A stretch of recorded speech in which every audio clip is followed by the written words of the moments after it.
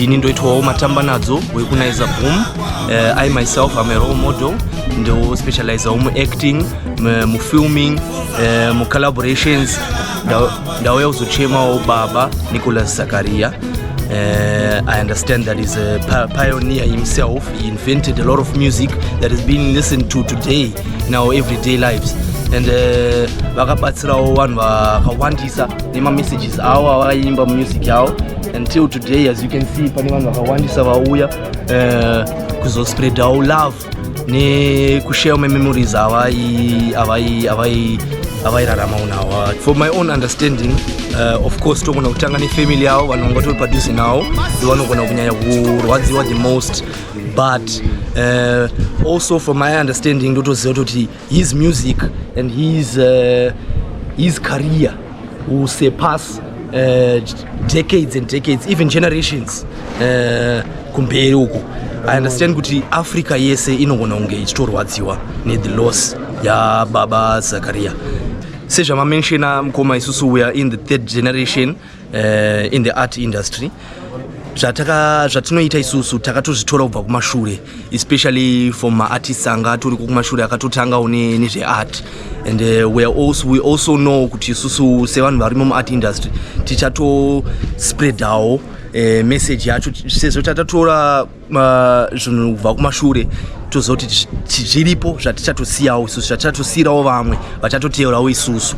And we are doing this for the benefit of Zimbabwe. So us isusu as artisans, we take information inenge iri mumanovels nemusic inenge yakaimbwa kumashure seyaimbwa nababa Zachariah, and we put it into our films, into our scripts, just to keep the heritage yeZimbabwe, kuti vari kumashure futi varambe futi vakachengetedzawo the same heritage futi, and so on and so on. Ndinonzi Batsirai Chinyanga weDinidza Express. Ndiri pano panhamo yamukoma Nicholas Zachariah. Vanova ndivo baba wedu, vanova ndivo mbereko yakatibereka kusvika nhasi uno. Ndarwadziwa zvakanyanya nokushayikirwa kwandaita kana kuti kwataita namukoma Nicholas Zachariah. Ndakaita nawo 2 maalbums wachindifeature mukoma Nicholas Zachariah, chibwe chitedza, mugoma uchere mvura mukapu, ndo masongs 2 andakaita nawo iyayo mukoma Nicholas Zachariah, wachindidzidzisa zveupenyu, wachindidzidzisa zvekurarama kuti kana uchida kuzoenda mberi nemagitare esungura unofana kuita sei. So moyo wangu uri kurwadza mukoma Nicholas Zachariah, zororai murugare, Mwari ngawafambe nemi kusvika moyo wenyu wazorora. Uyu munhu uyu atori masikirwa ake aakaita murume uyu anonzi Nicholas Zachariah. Wakatosikawo wakatodaro naMwari wawo. Ndo paipai patinozoti pabhazino pasara wende, ende wende iro riri handizive zvangu kuti Mwari wachari replace sei, but zvichatora nguva yakareba nokuti chinhu chinonzi kubatsira vanhu kana kuti kufarirwa nevanhu, moyo wemunhu unonzwisisa kuti no, inini zvandapa level iyi ndakufanira kuti wari pasi ndowabatsire sevana, ndowabatsire sewaning'ina.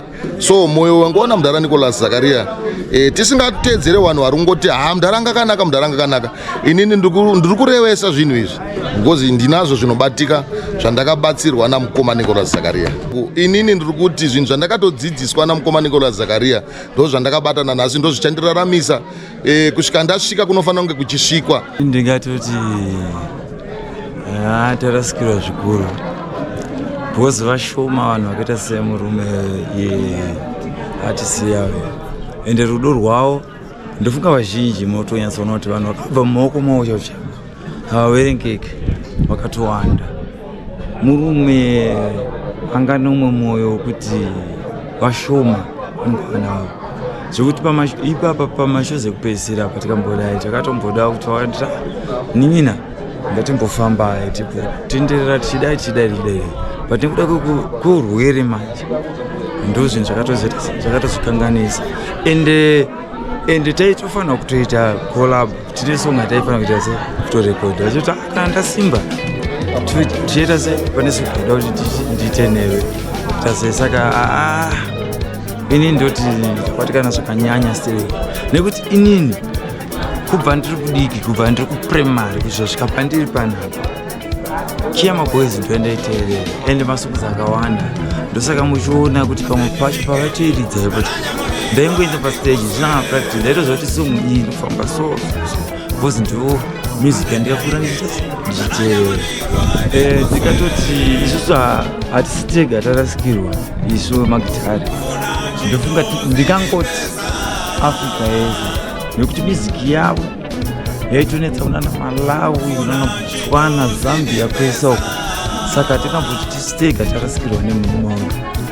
Ndongoti Africa yese chinova chironda chinorwadza, chinonetsa kupora chironda ichi.